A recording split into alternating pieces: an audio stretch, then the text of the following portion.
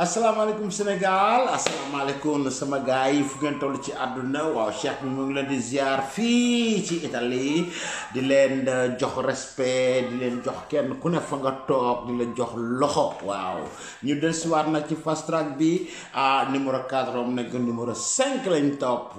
loolu la Macky Sall wax fast track Sénégal dafa war a set nee naa leen 2024 Sénégal buñ ko photo ca kaw dafa am nu mu war a mel. Voilà loolu la son excellence soxla loolu lañ koy jàppale te maa ngi gis ne Sénégal ñoo ngi ko ci jàppale vraiment wan naa leen ci ñett voilà tey jii nag dañuy demaat Dakar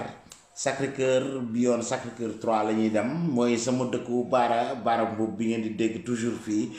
tey nag dañoo dem quartier donc comme noonu mu koy waxee da ngeen ko dégg sax ci vidéo yi mi ngi naan tey moom ñun ñoo moomee donc ñoom ñoo moomee du ma guddal wax ji damay daan dem rek rapidement nuyu Baara ziare ko ziare waa Sacré-Cœur 3 ñoom ñëpp wax leen jox leen premier vidéo bi voilà mooy introduction bi ni gars yi préparé affaire yi Baara Mboup fële ci Sacré-Cœur 3. waaw sëñ Xaadim may nuyu tey maa ngi fii Sacré-Cœur 3 Sacré-Cœur 3 tey journée de l'environnement la fii Sacré-Cœur 3 waaw moo tax maa ngi ñëw ni commencé waa UCG yaa ngi fii ñu ngi commencé désensablement bi fii voilà gis nga commencé nañ désensablement bi ak quelques kii yooyu rek animation yooyu maa ngi koy kii ni voilà tey moom ndax ñi ñoo ko organisé l'Aéroprolos mooy journée mondiale de l'environnement def amoon na dem benn randonnée tey nag nettoiement bi la quoi et plantation d'arbres moom la ñuy def tey waa Aéroprolos nag mooy association des résidents propriétaires de logement Sacré-Cœur 3 VDN waaw ñoo fi nekk ni quoi tey moom la ñu ñoom ñooy célébrer tey fii waaw ñoom ñooy def aussi seen journée actuellement ni UCG aussi ñëw na fi am na ñu fa yabal voilà ñoom ñooy aussi commencé nañ waa UCG ñu ngi nii commencé nañ voilà léegi bu ci kanamee avec une forte mobilisation ñu commencé war a dem actuellement bu ci kanamee la rek avec une forte mobilisation ñu commencé mën a def fi les travaux waaw dañoo commencé fii ci mosquée bi la ñu commencé nii commencé di désenclaver fii di désencombré fii mosquée bi waaw bu ñu téye mosquée bi ba pare après nag jéem a dem ci biir départ bi la rek voilà. génn si leen c'est le départ. naaj la génn si leen. voilà lii moom mooy départu liggéey bi quoi waaw kon ba ci kanam. ok suma gars yi voilà Baara mu ngi noonu gis nga gars yi ñoo ngi préparé gis nga mbedd yi ni mu mel li Macky Sall bëgg Sénégal dafa bëgg mu set voilà te ci Sacré-Cœur tey ji da ngeen jàngat aussi loo xam ne wanoon nañ leen ko ci yenn quartier yi mais tamit duñ ci taay duñ ci sonn parce que ni ma leen ko waxee woon fii ba 2024 daañu accompagner fast track bi nga xam ne si moom mooy mode bi président bëgg pour que Sénégal am nu mu war a mel quartier yëpp nag sensibilisation yi ñu ngi koy def kenn ku ne ñu ngi yëngatu gannaaw journée mondiale de l'environnement dafa jub si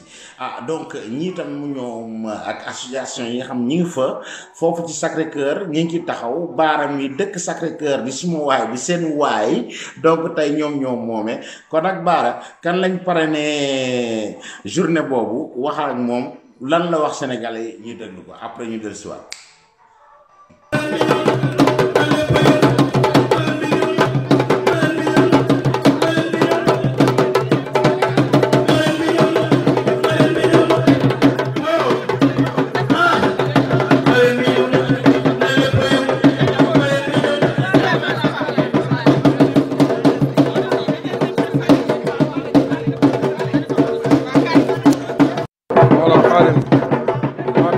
délégation marraine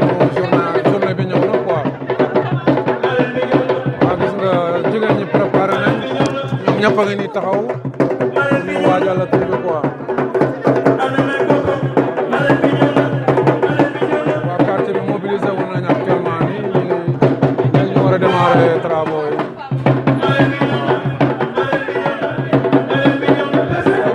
démarrer travaux yi quoi avec une forte mobilisation lañ fi def fu nekk nii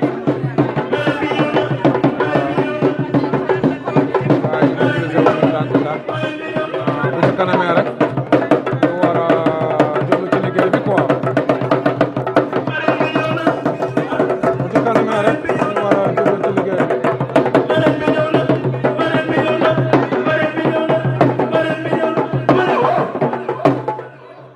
boo ñu ma ñu laaj ko tuuti de. tey dama kontaan Maguette Mbodj Gueye marraine bi ñëw na ànd ak sama jigéen. kii la àndal xoolal lii rek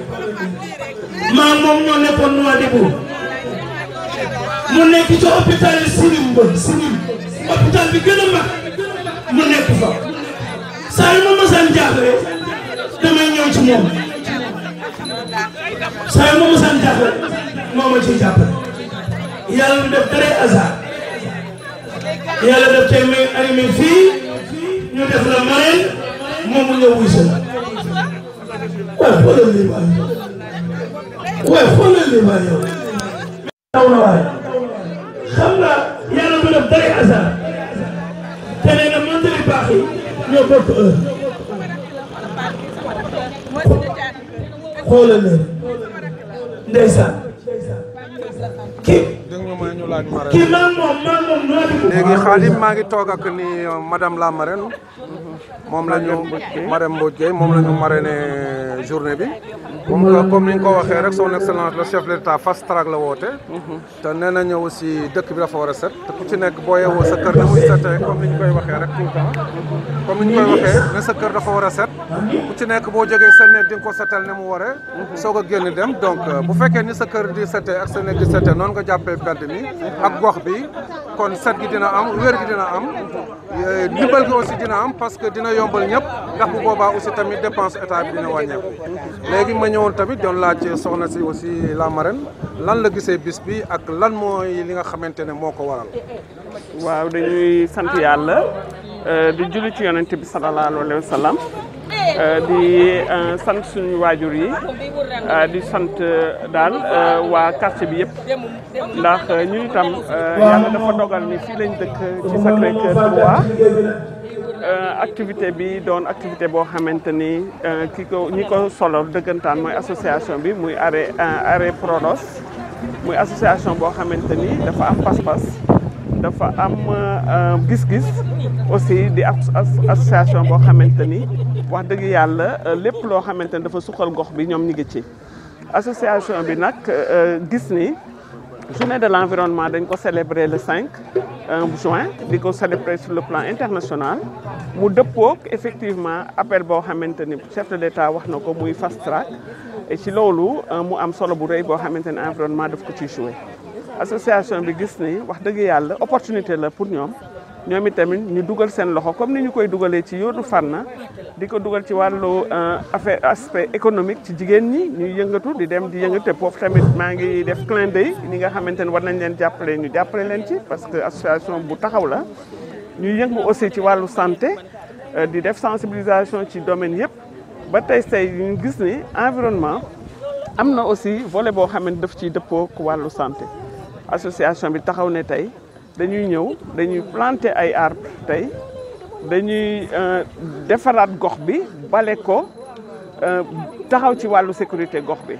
loolu bi ñu ma ko tànnee def ma ko man en tant que marraine ma sawar ci lool ndaxte sama yëngu lu ci ëpp wàllu développement la développement laay def développement ci laa juddu développement laa xam ci développement laa màgg ma ñëw fii nag dëkk fi am fi njaboot sama moromu jigéen ñi nekk fi am fi njaboot ñun ñëpp ñu bëgg nekk benn say kese pour defar suñu gox parce que lii ñuy def tey muy nekk bale ñuy set setal lancement kese la xam nañu du benn fan lañ koy def waaye dañ leen bëgg wan rek ni lii dañ ci nar a dëkk mu nekk programme boo xamante ni à plus ou moins long terme dañ fi saxal ko ba nga xamante ni dinañ bale dinañ ranger dinañ saxal ay garab te li ci gën a neex mooy garab yooyu ñuy saxal duñu ko saxal tey bàyyi ko waaye dañu koy dafay am suivi ndax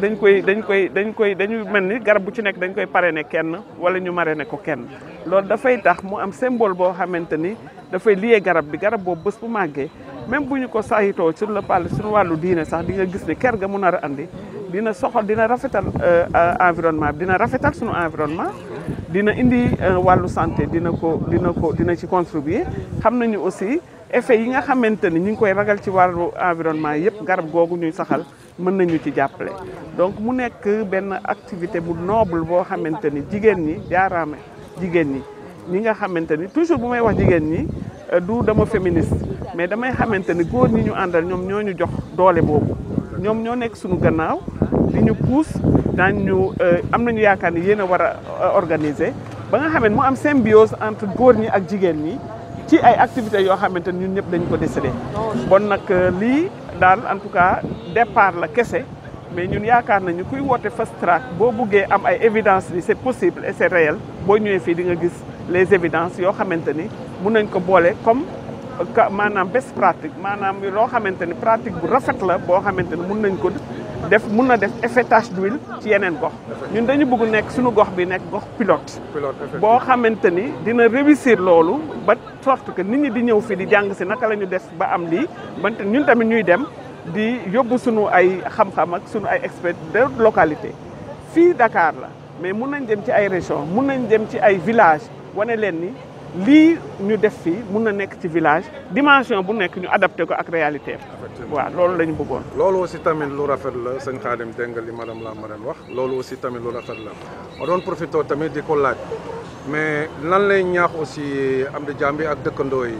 parce que xam nga bale yomb na sa kër ba pare tamit war naa am aussi nooñ ko war a organiser. ba nga xamante ne aussi ñi koy jël du ñu sonn. te tamit fi ñu koy yóbbu du ñu sonn. te xool nañ ne mbalit Sénégal yi ci ëpp yëpp suuf la. te man li ma jaaxal aussi mooy dañu gis ne da ngay génn gis nit di gàddu benn saako di ko diri. mais mbalit est-ce que war na diisaay boo xamante ne war nañ ko mën di diri. wala di ko jàppoo di ko yenu. bu fekkee ne lu ñuy lekk rek la ñuy sànni. wala këyit yi nga xamante ne moom la ñuy ambalee. ndax loolu war na diisaay boo xamante ne day laaj sax ñuy wut ay ponkal ñuy ñëw di ko jàppoo di ko yóbbu. loolu aussi tamit lan lañ ci ndax laajul organisation comme que sunu jigéen ñi sunu yaay yi ñoom ñi nga xamante ne ñoo koy toppatoo est-ce que jotul tamit ñu commencé leen def benn formation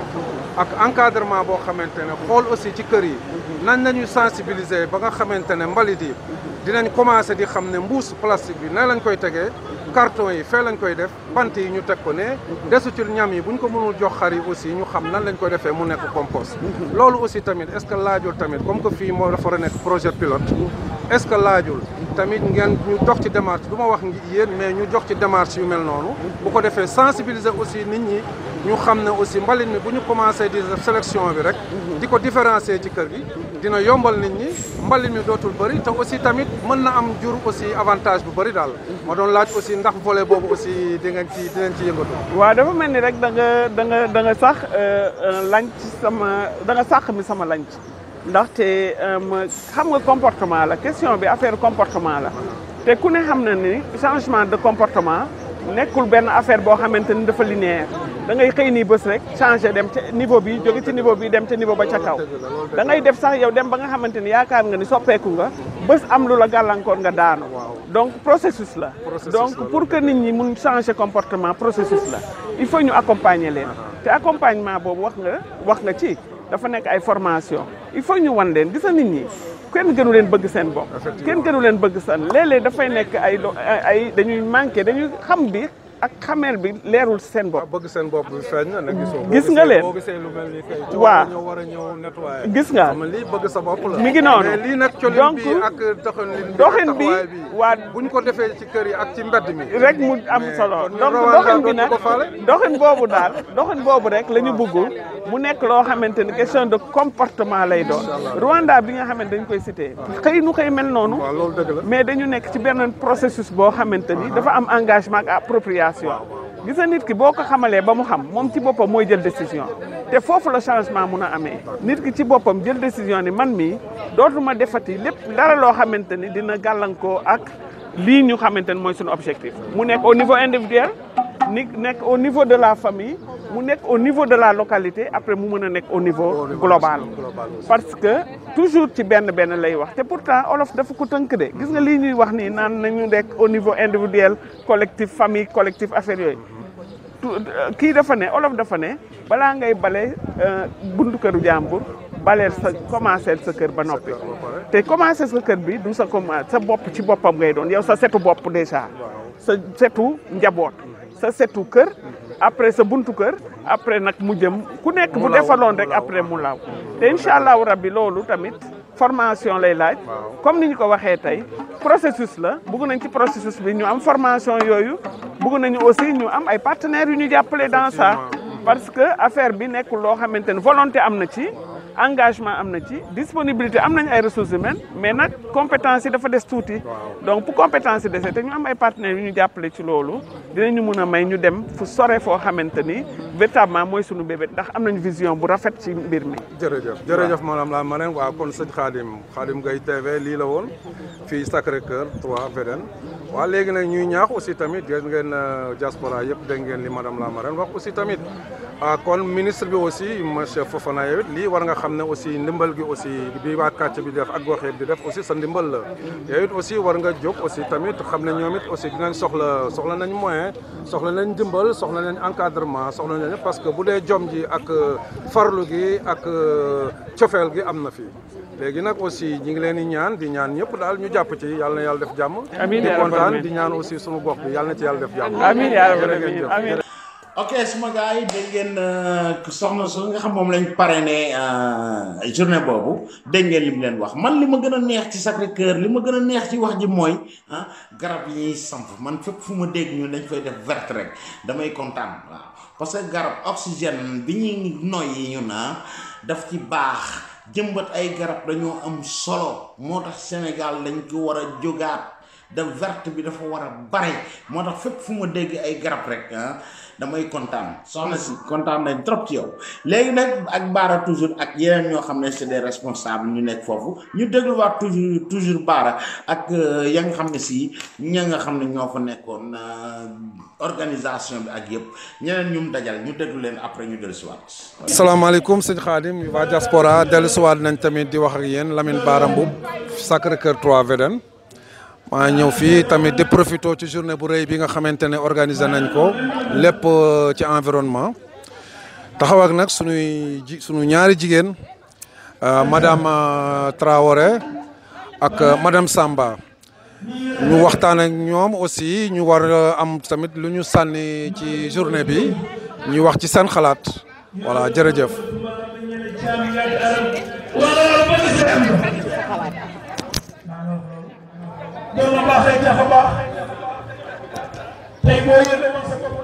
yow la ñuy déglu lan nga ci xalaat ci journée bi ak nan ngeen ko organisé nan ngeen ko tëddee ak nan la juddoo ba ngeen egsi fii. waaw maa ngi nuyu waa diaspora waa Khadim TV man la Sagar Diouf madame Traoré bokk ci association bu mag bu Sacré-Cœur 3 VDN ñu koy wax Arrêt Prolos dañu jël prétexte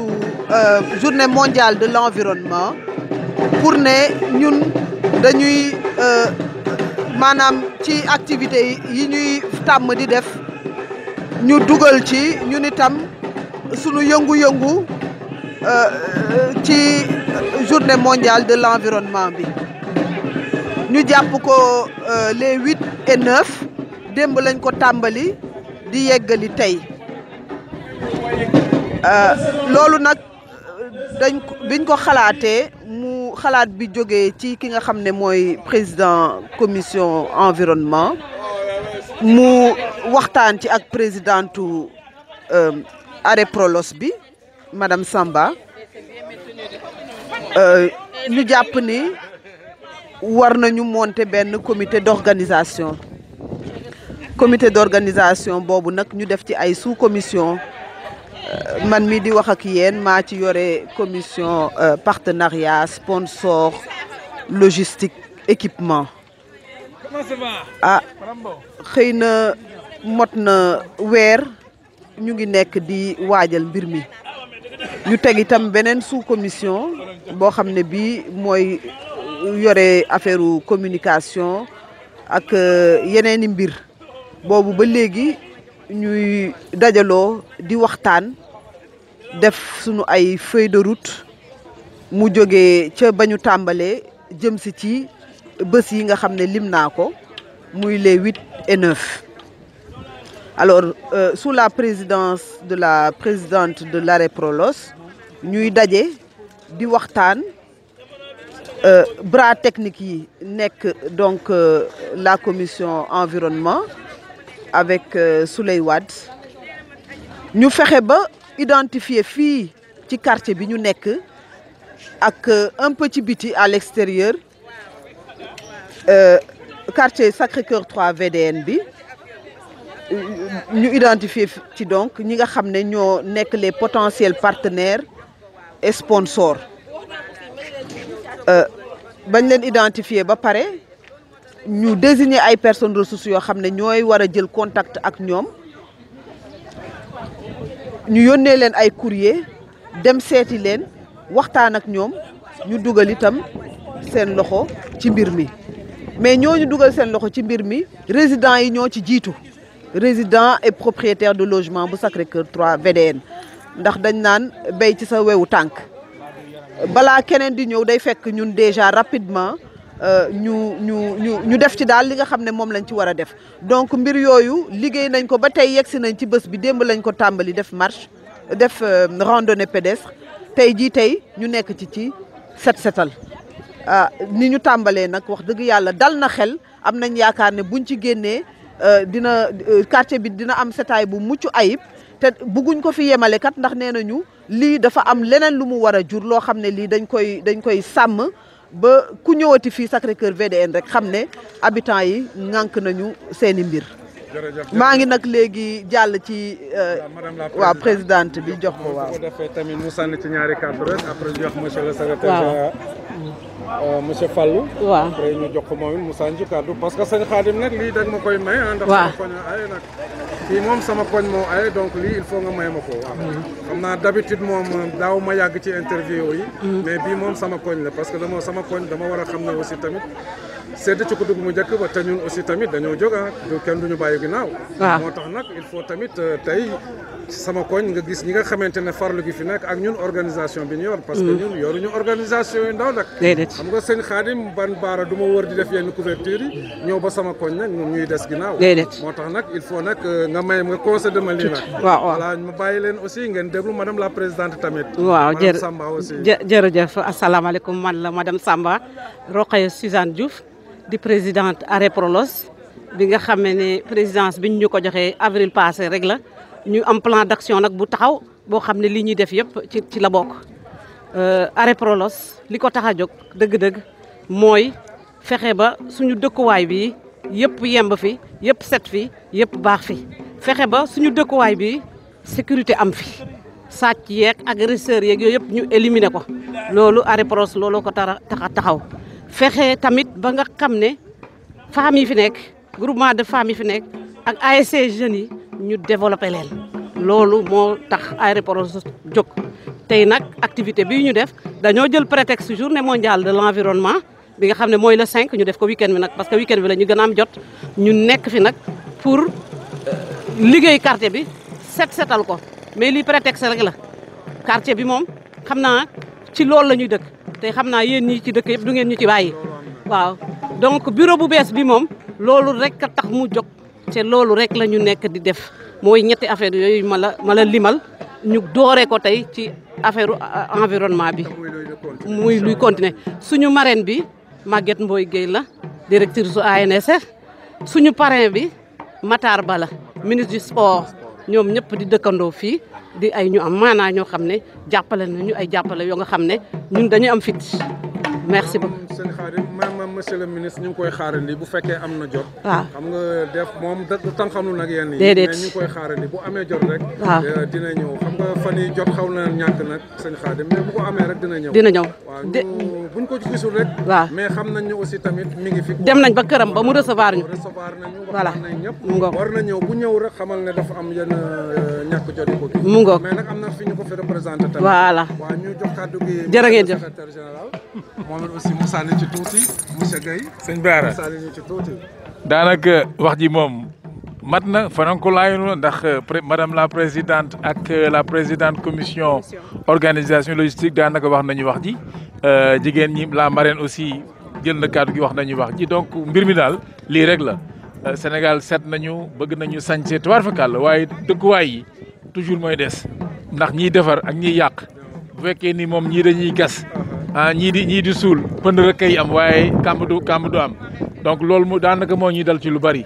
et tey nañu jàppoon ni comme journée mondiale de l'environnement am na nañ ci profito et président aussi ci kaw mu gis ni dëkk bi daal tilim na salte na gan yi bu ñu ñëwee loolu ñuy gën di ñaxtu képp ku fi ñëw jóge àll boo ñëwee boo ñu gisee Sénégal oto yi yàqu yeeg mbalit yi si tali beeg ñi dee suuf seeg lépp da nga naan vraiment mënumaa gëm di Sénégal Dakar nii la mel quoi. donc loolu tax na kenn ku ci nekk sa bopp koñ kenn ku ci nekk sa buntu kër kenn ku ci nekk ca fa nga dëkk ca koñ ba bu ñu raxasee defar bu ñëpp dajee ci penc ma mbir mi dina set loolu nag mooy li nga xam ne nii mooy li ñu war ñu mën a ñu bëgg rek bay suñu wàll ci waar wi loolu mooy li ñu yëkkati woon tey ñuy def li démb def nañu randonnée pédestre bi pour raxas yaram yi comme raxas nañ yaram yi nag ñu ni léegi nañu raxas gox bi ndax quand même yaram mu set dafa war a nekk ci dëkkuwaay bu set loolu mooy mbir mi jërëjëf jërëjëf sëñ Khadim jërëjëf ñu ngi waaj a dugg ci liggéey bi incha allah ñëpp mobilisé nañ chef de quartier bi mi ngi fii imam yaa ngi fii ñëpp a ngi fii vraiment ñun moom bu ñu toogee kenn du toog te lii dañ ko fas yéene def aussi ay du bisu tey bi rek parce que ni commission bi waxee dañu bëgg a jël décision organisation boo xam ne dañ koy def continuellement périodiquement waaw ñu xool bis boo xamante ne ci at mi ñu jël ci weer yi benn bis di ko def général muy nettoiement général jërëjëf sëñ Bara jaajëf sëñ ok suma gars yi waaw déggaat ngeen Bara foofu ak toujours ñi nga xam ne si ñoom ñoo organiser affaire boobu bon ñi ko seq dañoo bari waaw donc moo lay wax ne action la boo xam ne boole nañ doomu aadama yëpp ñëpp jóg nañ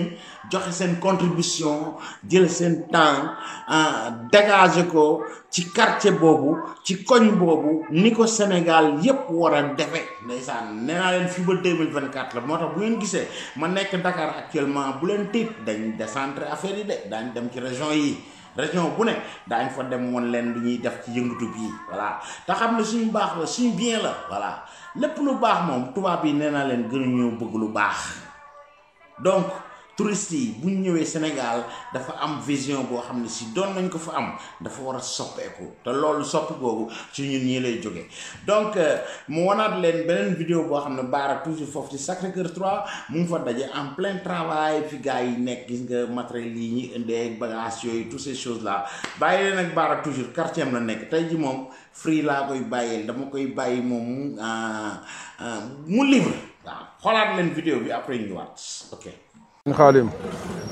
waaw commencé nañ ci liggéey bi nag ñu ngi commencé dugg nañ ci liggéey bi léegi nag quoi gis nga voilà gars yi commencé nañ ñëpp a ngi nii mobilisation bi am na ñëpp commencé nañ gis nga ñu ñëpp commencé nañ ci quartier bi liggéey bi commencé nañ ko xale yeeg ñëpp mobilisé nañ nag gis nga gars yaa ngi nii ñëpp tey ñun ñoo aye nag sëñ Khadim xam nga nag ñun aussi kenn duñu jam ñaan aussi ñun ñoo aye kenn duñu jam ñaan xam nga gis nga ko ñu ngi liggéey ñun ñëpp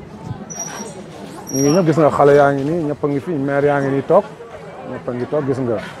ñëpp ñu ngi commencé nañ liggéey bi fi mu nekk nii ñëpp a ngi mobilisé wu waa UCG ñi ngi fii ñu ngi defar gis nga ni ñu nettoyé fii yëpp waaw xale yeeg ñëpp a mobilisé wu gis nga quartier bi yëpp mi ngi ñëpp daal jóg nañu ñëpp a ngi mobilisé waa UCG ñëw nañu waa quartier bi tous les jeunes a ngi fii les imams ñëpp daal mobilisé nañ ñëw taxaw voilà gis nga jardin bi aussi tamit niñ ko xamante ne ñu ngi ciy liggéey fii Sacré-Cœur 3 la ci VDN bi waaw ñun ñëpp gis nga aussi xam nga jardin public bi gis nga ni ko defee jardin bi waa UCG gis nga ñoom ñëpp a ngi liggéey vraiment ñëpp jàpp nañ ci liggéey bi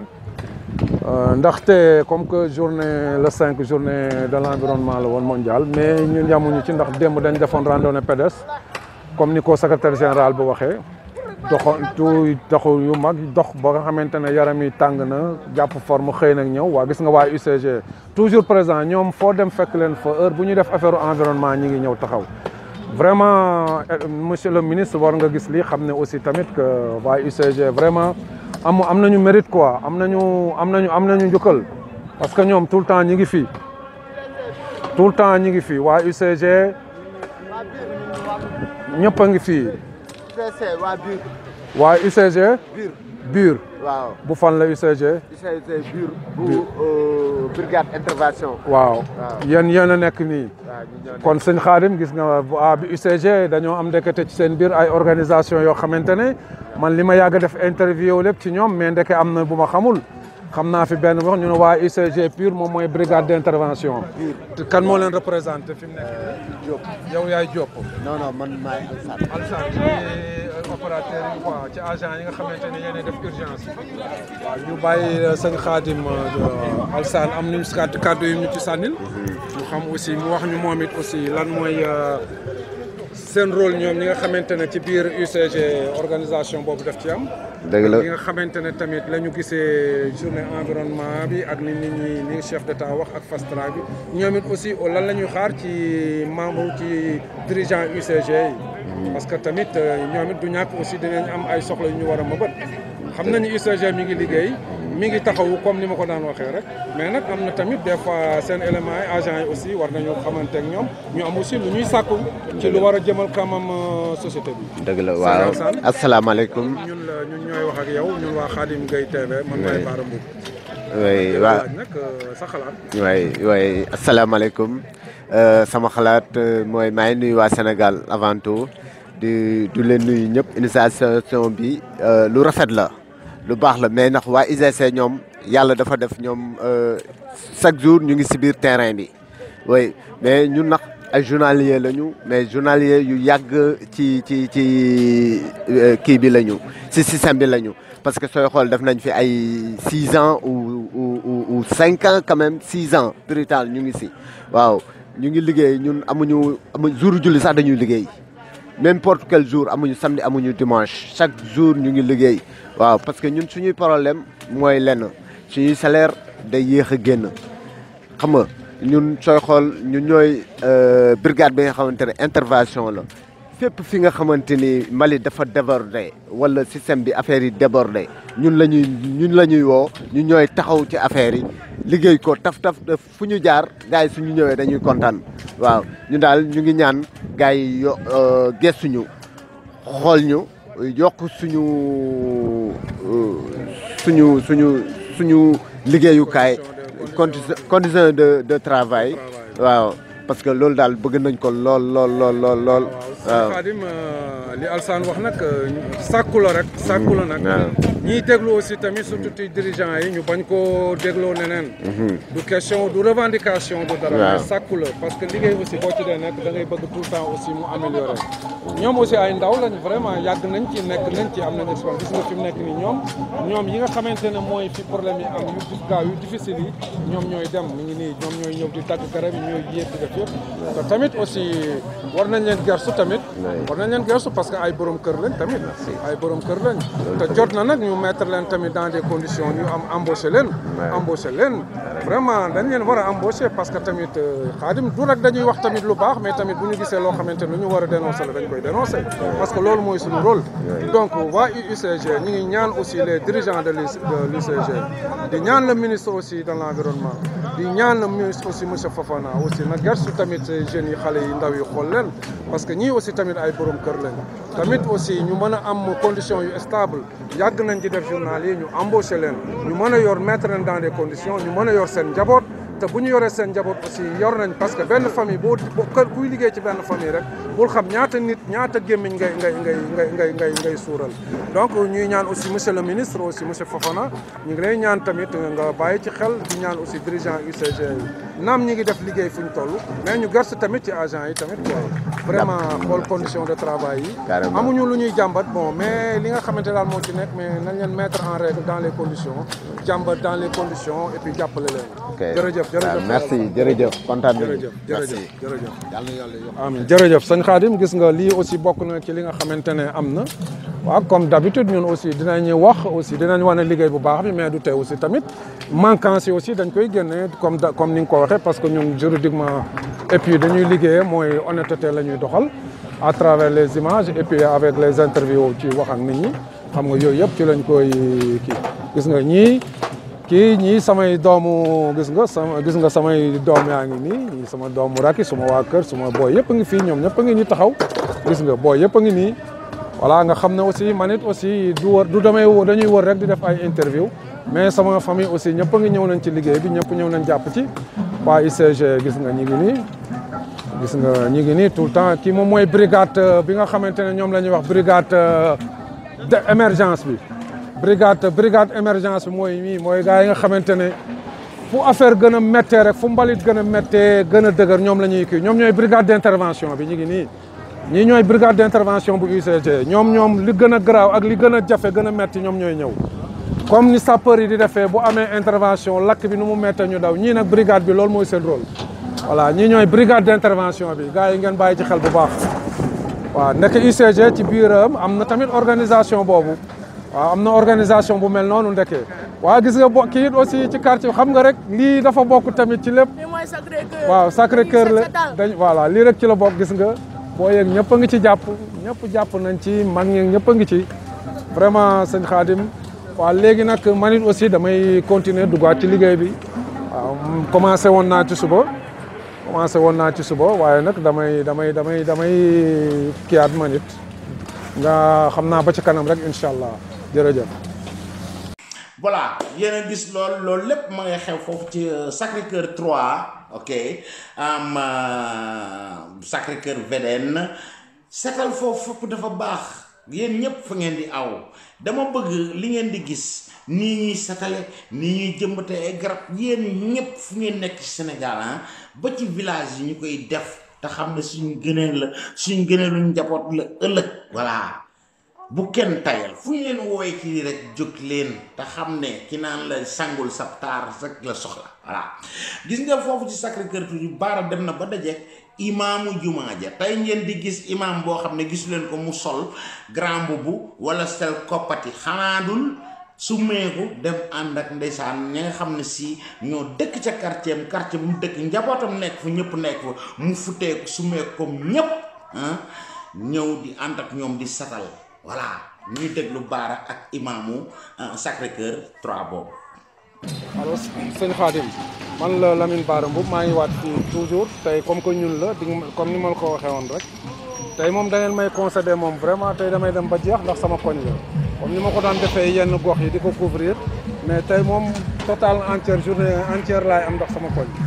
waaw ñi ngi taxawal ne ginnaaw bi ñu dégloo madame la marraine déglu nañu aussi tamit monsieur le secrétaire général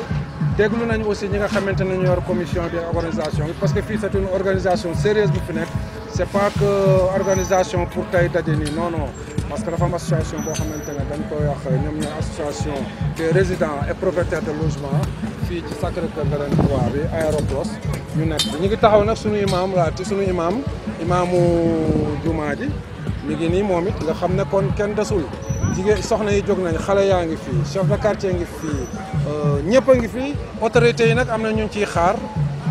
xaar joxe woon nañ seen accord am na ñu ciy xaar mais am na ñoo xamante ne bu ñu ñëwul am na ñu yabal daal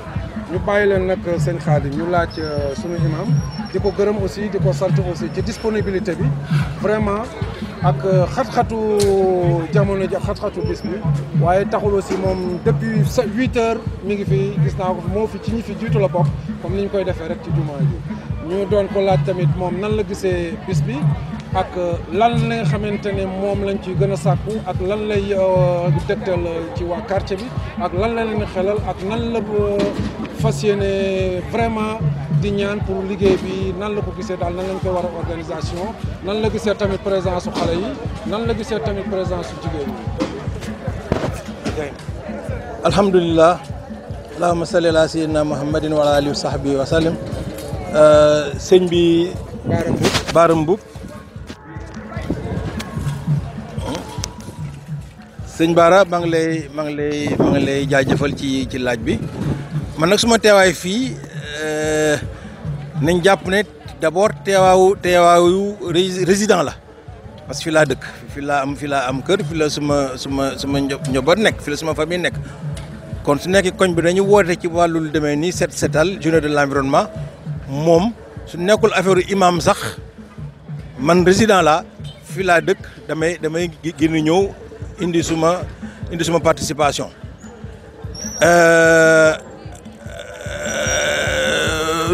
journée de l'environnement kooku ajjuma bi passé bi ma association bi waxee naa leen defal benn communication ci jàkka ji pour yëgle ko la ma waxoon rek lay waxaat dama ne l'islam comme la nga may laaj en tant qu'imam dama ne l'islam dafay rafetlu lu demee nii daf koy rafetlu ndaxte dafa am ñaari volets yoo xam ne ci environnement kenn mënul wax environnement te doo leen wax muy ndox ak garab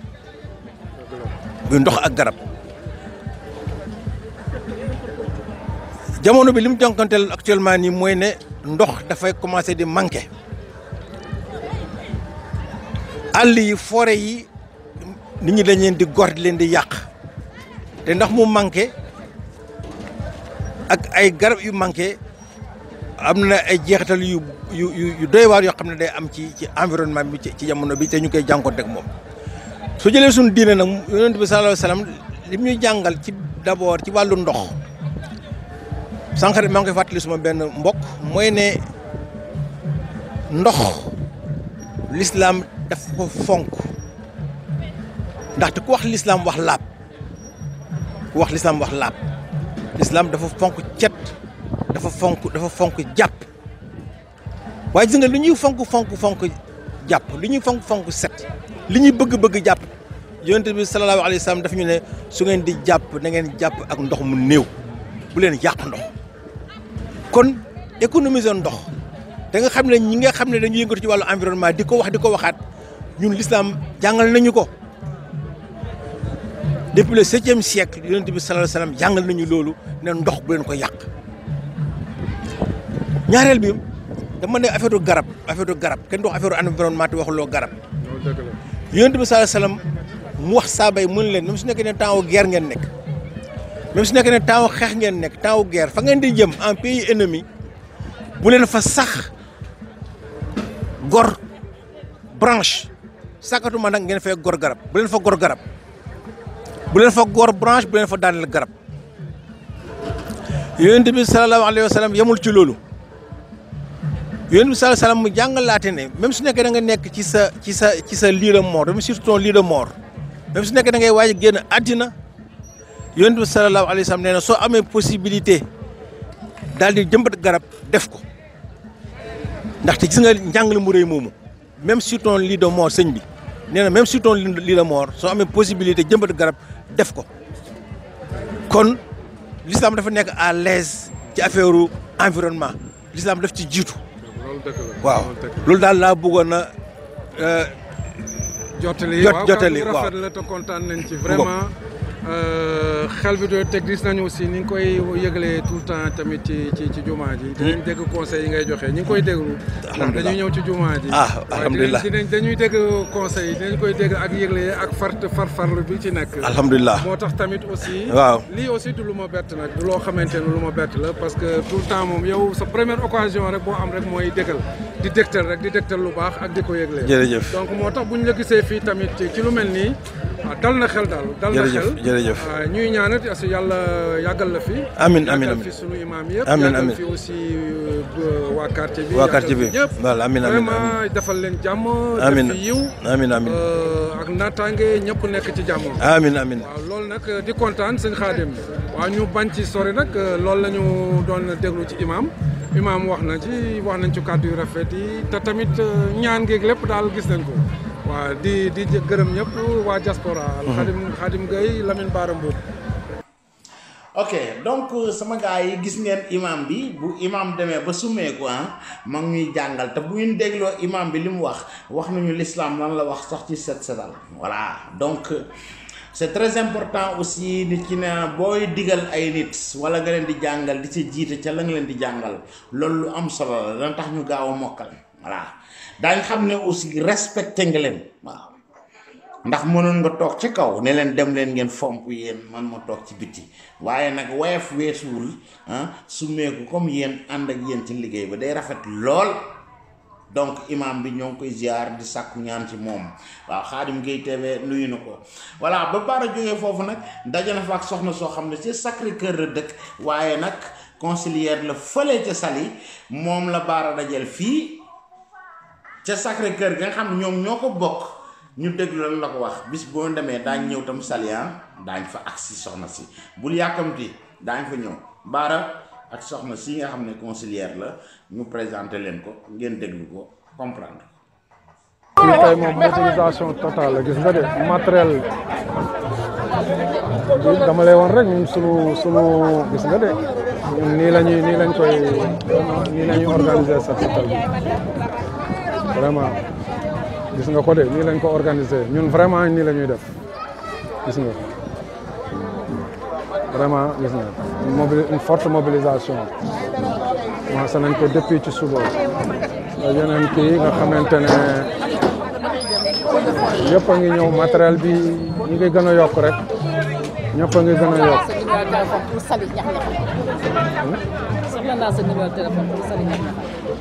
waaw baax na incha allah rabi waaw baax yow fii nga dëkkee de ci kàddu. maa ngi dëkk fii mais dama ko defoon benn set setal. waaw. laa defoon fële Saly plage bu Prodac. ma defoon ko léegi dama war a defaat set setal. waaw. village bi daa bëgg Saly Yaxmaxa. incha allah rabi kooku kay soxna si loolu moom sawar naa ci moom. naa jël sa numéro defoon naa ko maa ngi benn yenn. kasetam léegi. waaw mais nag yow foog mos parce que sax la ñu bëgg te moom la ñuy def. waaw jeex na soxna si amul benn sëñ Xaadim gis nga lii dafa tombé. gis nga ñëw fii tamit soxna si tamit moom it aussi ñu ngi ñuy invité. pour ñu ñëw moom it ci li nga xamante ne moom lay organiser. waaw muy soxna. soxna si. soxna Astou Ndiaye. soxna Astou Ndiaye. dëkk fii Sacré-Cœur 3. dëkk Sacré-Cœur 3. mais nag tamit sama activité aussi ma nekk conseillère municipale à la mairie de Saly. su dëgg kon nag Saly tamit sama dëkk la ndax sama teraanga yi ma njëkk a am foofu laa ko amee yàlla indi tamit teraanga fii tamit ma dëkk fii kon nag ñaari yëpp laa je suis de Saly je suis de Sacré-Cœur waaw kon lu ñuy def rek fii laa bokk mais tamit sama dëkk bee nga xam ne nag sama teraanga bu ma am fa laa ko njëkk a amee wax dëgg yàlla waruma leen a bàyyi ginnaaw déedéet du def ginnaaw et puis tam dañoo am jeunesse boo xam ne ñu takku lañu defoon naa ko fa def ko ci association des femmes AFSOT Femmes Solidarité et Développement ñu defoon ko ut suñuy kolli mbalit ak affaire yooyu yëpp defoon nag Saly propre vraiment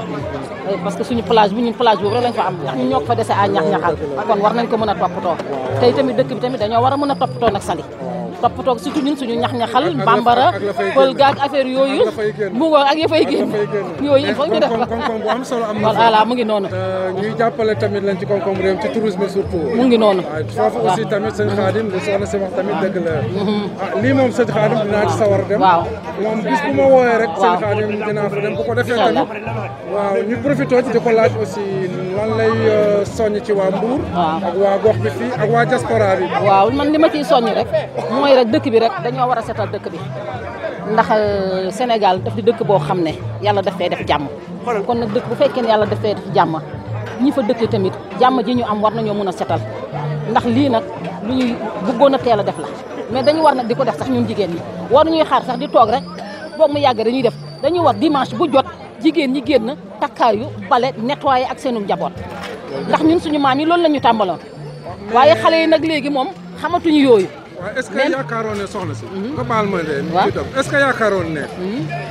pour nit ñi gënoon a sawar. waaw son excellence le président de la république. waaw est-ce que bu xëyoon benn dimanche. waaw wàcc yor bale bi. loolooy gën a neex sax soxna si topp si. waaw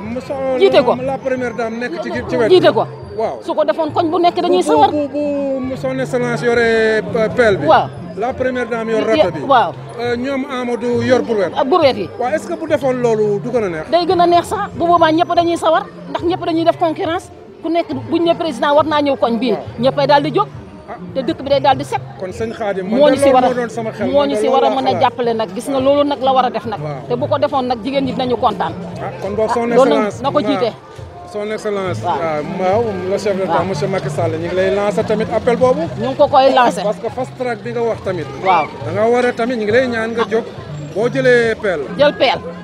Amadou jël brouette. jël brouette. soxna Marème jël. bale ba wala bale bi. waaw ñi si ñëw topp ci ginnaaw. topp ci ginnaaw di filmer ñi si des yeneen ministre si yore rato yeeg yooyu. day gën a neex rek ñu dëgg. voilà mu ngi noonu waaw loolu la nag parce que man dafa Khadim Gueye TV daal. ñu ngi koy lancer aussi monsieur Mansour Faye. ndax xam nañu bu baax. waaw ñu ngi ko koy wax aussi tamit loolu aussi mu bàyyi ci xel. mu bàyyi si xel waaw ñu ngi ñaan aussi chef d'État son excellence buñ ci mënee bàyyi xel daal. waaw dinañ ci kontaan. dinañ ci kontaan lool ndax gis nga ko tey ñëpp a génn. waaw tax ko bay bëgg a dee. waaw set rek la ñu bëgg nag. gis nga loolu waaw. Sacré-Cœur dañoo set sax. gis nga loolu de. ñun mi ngi nii fii gis nga dañoo set te gis nga organisation bi. xam nga ñun ay mag lañ 3e âge lañ. waaw waaye gis nga ñun ni ñu takkaayoo fi mu ne nii. xale yi yóbbuluñ ñu dara. ñu ngi si naaj bi. ñu ngi ci naaj waaw kon jeex na nag waaye président na gis lii nag. daf koy gis na ko gis xam ne 3e âge génn nañu. da koy gis waaw te soxna Marème aussi dina na ko gis ñëpp génn. waaw na xam ne tamit goxam la de. jeex na tàkk nag. waaw xam na ni fii goxam la. voilà jërëjëf da ci jàpp nag man nag maa ngi dëkk Sacré-Cœur gii. mais nag maa ngay militer aussi sax Saly. incha allah rabi danañ fa ñëw bëgg nag tam bu ñu jógee fii rek dem foofu la. danañ fa ñëw yow kay ci yow la aaju. jërëjëf soxna merci beaucoup jërëjëf Khadim Gueye. jërëjëf Bara Mboup Sacré-Cœur 3 VDN jërëjëf. voilà donc déglu ngeen soxna soosu nga xam ne Sacré-Cœur la dëkk waaye ma nga nekk conciliaire fële ca Saly daañu fa dem bis bu ngeen organiser Saly fu ngeen organiser Sénégal setal bu mel nii di jëmbat ay garab woo leen Khadim Gueye TV ñun daañu ñëw télévision nationale yi bu ñëwul ñun daañu ñëw te daañu ko woon diaspora bi daañu ko woon àdduna lu ngeen fa def comme nii ñu ko defe tey Sacré-Cœur defoon nañ ko Gueule Tapée def nañ ko ay Guédiawaye def nañ ko ci quartier yu bari te war nañ ko def ci Sénégal yépp donc fépp fu ngeen di defe seen yéen woo leen ñun daañ fa ñëw daañ fa teew baaraan yi foofu ak yeneen gars yu nekk ci région yi fu ngeen ñu woo rek incha allah daañ fa ñëw daañ leen taxaw parce que lii lañ bëgg fast track mode bii Macky Sall bëgg daañ ci ànd ak moom daañ wone que ne Sénégalais yi ñi ngi def loolu ñi ngi topp président ci loolu bëgg nañ seen réew teg nañ ko fii nga xam ne foofu président bëgg mu àgg fa donc lii àggale doon lañ leen wax fast track bi nag toujours dañ leen wax oto yi taxaw ci mbedd yeeg carcasse yoo xam ne ay années yu dul jeex ña nga fa yooyu dañ ko doon xeex muy dañ fii nag ca Sacré-Cœur la toujours Bara moom xam nga du maye dara dem na daje na ak ay mécaniciens yoo xam ne sincèrement parler ña xëy na ña yor mairie ba ñoo deful seen liggéey mais kii moom jox nañ leen place boo xam ne jël nañ seen xaalis def fa ay lumière yoo xam ne yu mag la te ñoom fañ nekk dañ ko sax clôturer bokkul ak ñu ne ci mbedd mi teg oto yi ci kaw trottoir yi yooyu lañ nangul waaye fuñ la may commune bi may la nga def ko garage nga clôturer ko surtout comme ni ko waa ji di waxe ci vidéo bi leeral ba ñee di kaas naan lu tax daf ñuy déranger toutes ces choses là sécurité nag fu mu bëgg mu am fa fu ngeen bëgg mu am fa ay lampe danañ fa am muy leer donc ma won leen fii dernier bi vidéo bi nga xam ne si Bara ci Sacré-Cœur toujours daje na ak mécanicien yoo xam ne am na ñuy kaas ci foofu ñu nekk mais nag ñoom dañu leen autorisé ñu ne fa donc gouvernement ñoo war a xool ndax ñii autorisation yi war nañ leen fi bàyyi sinon war nañ leen déloger sinon ñu jox leen place bu gën a nice tegal leen fa fast track bi leeral yi koñ yi teg ko ci yoon li ñuy bañ daal mooy décor boo xam ne du mu nice ci city bi ci town bi dafa war a nice touriste bi dafa war a ñëw naw ñu voilà donc ma bàyyi leen fii après ñëw tàggu leen Bara Mboup ak les mécaniciens la bon fii ñu ngi nekk fii ci ginnaaw kii ci même Sacré-Cœur dañu war a déglu si mon frère fii nga liggéey ci fii nga bokk de voilà nan la tur bi ndax mun naa la am lu ma la laaj ci problème déguerpissement bi waaw nan la tur bi. Amidou sëñ Khadim maa ngi taxaw fii ak Amidou waaw léegi fii dañ ñëw fii di déguerpir fii ci ginnaaw cité bi fii Sacré-Cœur 3 mais fii il paraît que titre foncier la waaw léegi ñoom ñi ngi nekk fii ñi ngi leen bëgg a sommer pour ñu jóge fi mais man j'ai donné la faute à la mairie parce que nan la ñu seetaanee ba yu mel nii am fi ba pare ñu soog a tëb tëb bëgg a def yenn déguerpissement yi est-ce que ñoom waxtaante nañ ci ñoom ba pare wala déet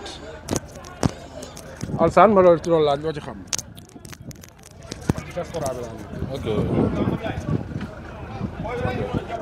yow laay déglu nga wax ma lan nga ci kii ak lan moo tax opposition di am fii quoi. opposition nga fi boo fi ñëwoon 4 ans arrière boo fi ñëwee fii doo fi ñëwee dugg ndax ay salte ay mbalit ay xar yu dee ñu ngi tey fii bu mel ni ba ni am nit am fi di fi jaar fi kenn la agressé à cause du ñun la ñu nga fii dama ko def ay projecteur maire bi nga dëkkandoo bi maire bi nekk fii dama fi def projecteur boo xam ne fu ma taale fii yëpp ay leer xam nga la ma wax naa fay projecteur bi parce que këram da koy déranger bi këram du nelaw quoi man ko yow maire li may def ni pour sécurité li ñun ñëpp la su ma taale fi guddi di wàcc bàyyi fi projecteur buy tàkk fii yëpp leer xam ne di nga romb di nga xam ne nit diw mooy ñëw wala diw pour sol lu ñuul la pour sécurité la ñun buñ fiy ñëw fii boo fi yow ñëwee foon dugg sëñ bi yow ñëwee fi taxaw fii ñëwee fi taxaw daa xel ay mbalit fii koñ bi ñu am mbalit fii lañ koy tuut nga mbuus mbalit yi ñuy takk yëpp ñoo ko fiy sànni ñoom fii la ñuy sànni seen mbalit wala saret ñuy fay saret bu ñu am fuñ koy tuur ñu ñëw sànni ko fii ñu ñëw fii nettoyé kenn du wax waa koñ yi ñoo gën a salté fii ñun ñoo tax fii tey am sécurité ba fii leer nit nga mun fi jaar billahi bu njëkk 4 ans 2016 boo fi ñëwoon yow ñemee fi taxaw fii ndax salté te fii léegi garage mi ngi nii xoolal xam nga lii du garage bu mbedd mën nañu xool garage waaw ok garage baa ngi nii xoolal garage bi ay projecteurs ñu lañuy taal nii xam nga ñun defuñu ci naka tudd mi ngi nii xool c'est clôturé xam nga lii du mbedd mi ngi nii xoolal bu baax xool leen bu baax xoolal projecteur nga projecteur bi fii la nekkoon dama doon taal mi di nga maire bi dëkk kër gi nii xam la ma wax fayal projecteur bi parce que daf may déranger sama kër xoolal man may fay courant di jël projecteur tegal ko fii yëpp leer dama ne jëlee fi projecteur parce que kii man ci état bi laa nekk sama day déranger sama biir nekk lay tempéré parce que daal ci état bi la waaw mu ne sa mbir waaw mooy maire bi ne fii ñun tey boo nga fii bu nit fi rombee fi di jaar tey guddeex bëccëg ak ko parce que ñun dañ fi def sécurité ñëw ñu fi pour def fi naka sul noonu dañ fi nekk kër fii terrain jàmbur la xam nga terrain bi yéen dañ leen ko loué waaw c'est titre foncier la ñu leen ko waaw tegu ci yoon garage léegi mooy ñu defar ko nga lii xam nga lii kii du suuf effectivement dër la lii du courant la waaw lii lépp courant la lii yàlla xam nga lii xaalis la regarde bu kii est-ce que oto mbalit ñoo fi nekk non fii oto mbalit nekku fi nañu wax est-ce que oto mbalit moo fi nekk mais ñun ban problème lañ am ak ñoom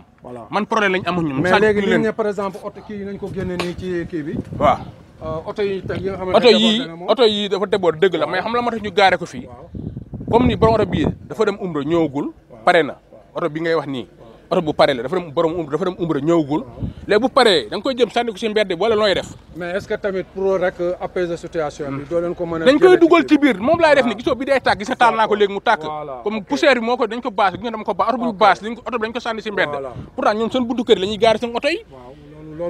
seen buntu kër la ñuy gaari seen oto yi ñun suñu buntu gaar la ñuy gaar ñu ci mbedd gaar ñu fi korop kii benn ñànkar wala kii ok mbalit yi ñoo ko fii dindi day ko ne rek ñu ne di xoolal li chaque kii maay fay mbalit fii damay fay 15 000 ñu yëkkati ma lu fi nekk chaque lundi maa fi bale fi ba mu set wicc te ñoom ñoo fi sànni seen i mbuus su ma génnee fi moom la ay mbuus mbalit daal fii garage bi daal garage bu nekk en règle la nga fay si te ñi moom terrain bi seen titre foncier la lenn daal li nga xam mooy kii moom oto yi déborde loolu amul problème mën nañu ko fi jëlee mais jeex na ok li ñu lay ñaan rek mooy après muy bañ lu dakk rek di toppatoo kii bi noonu la ko gën a defee ndax aussi ci ngeen sutur la wu xoolal dugal da nga xool ne gis nga fi mbalit ci biir amul benn mbalit ci biir léegi ku la def ku jël man dëkkuma fi xool naa ko amul benn kii man dëkkuma fi mais su ma jëlee projecteur teg ko fii tegal leen ko fii gis naa ci biir amul dara amul pour lan la pour lan la bi daal moo doon oto yi doon déborder doon déborder ñun ñoo koy dindi dootul amati amul problème Alassane Khadim Gueye Lamine Bara Mboup Khadim Gueye ñu ngi lay gërëm jërëjëf voilà suma gars yi donc foofu la ñuy yamale tey jii Sacré-Cœur 3 lañ nekkoon ak yéen Sacré-Cœur Belén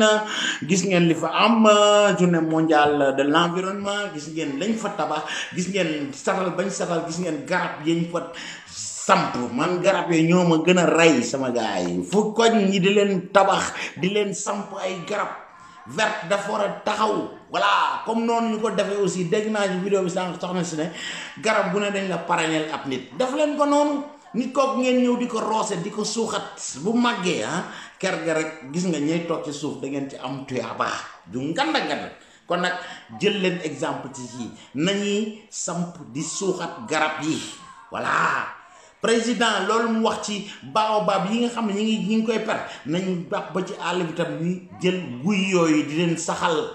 di leen sàmm loolu cosaan la woon nañ koy sàmm garab ak vert dafa baax ci suñu dund dafa baax ci li ñuy noyyi ñun ñëpp kon nag gars yi fii lañ jëm ak yéen ci fast track numéro 5 bi di ñëw nag ci numéro 6 bi ci fan yi di ñëw incha allah di leen sant di leen gërëm di leen wax bindu leen ci chaîne bi Khadim Gueye TV ku ma soxla numéro bi xam ngeen ko bind wooma ci numéro bi dinaa wax ak yow boo ma jotu ci instant bi su ma gisee sa message incha allah dinaa la woo bu ci yàlla àndee jërë ngeen jëf pace e bene peace and love guys fii laa leen teg di leen respecté yéen ñépp fu ngeen toll ci àdduna di nuyu ñépp waa Sacré-Cœur dans ce cas maa ngi nuyu di respecté yéen ñépp yeneen fas yi daañu àgg ci yeneen quartier incha allah rabbi jërë ngeen jëf ba ci temps yi merci beaucoup